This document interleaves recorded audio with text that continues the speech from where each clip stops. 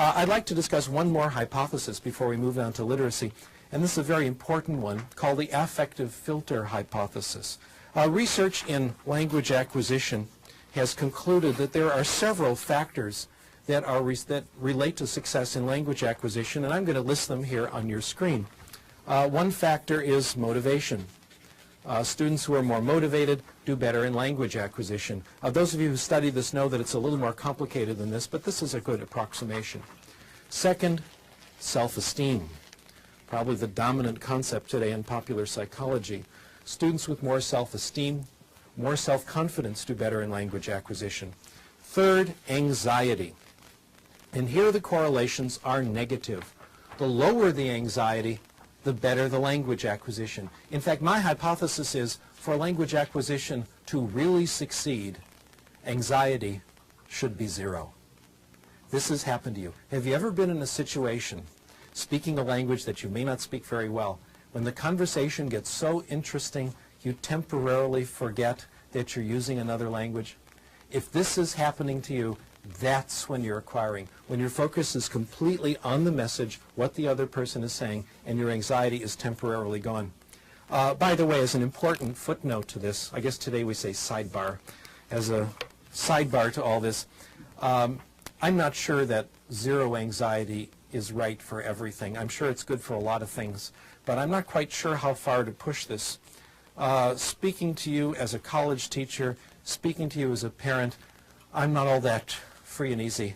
I think there are certain things in school children absolutely must learn. I think my students at the University of Southern California should suffer. We have hard classes, tough requirements. You don't do the work, you're out. I finally learned what they tried to teach us in educational psychology. The amount of drive or anxiety necessary to accomplish a task depends on the task. Sometimes we call facilitative anxiety is okay. I don't believe in torture, but sometimes a little anxiety is okay. Language acquisition, though, is different. For language acquisition to succeed, anxiety has to be directed somewhere else, not at the language. Frank Smith puts it this way: for the child to develop literacy, the child has to assume that she's going to be successful. The way we integrate this into the theory is like this.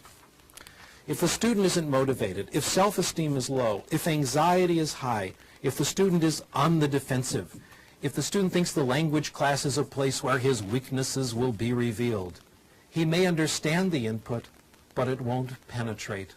It won't reach those parts of the brain that do language acquisition. A block keeps it out.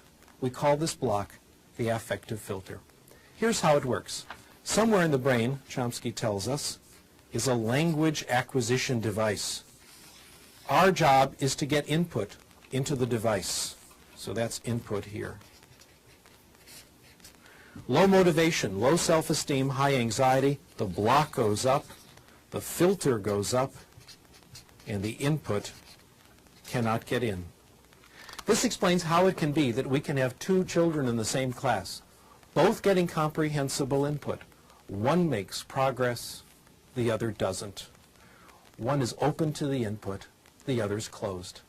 Let me now try to summarize everything I've said in the last 10-15 minutes or so, and I'll summarize it in one sentence, and we'll wonder why it took me that long. We acquire language in one way, and only one way, when we get comprehensible input in a low anxiety environment.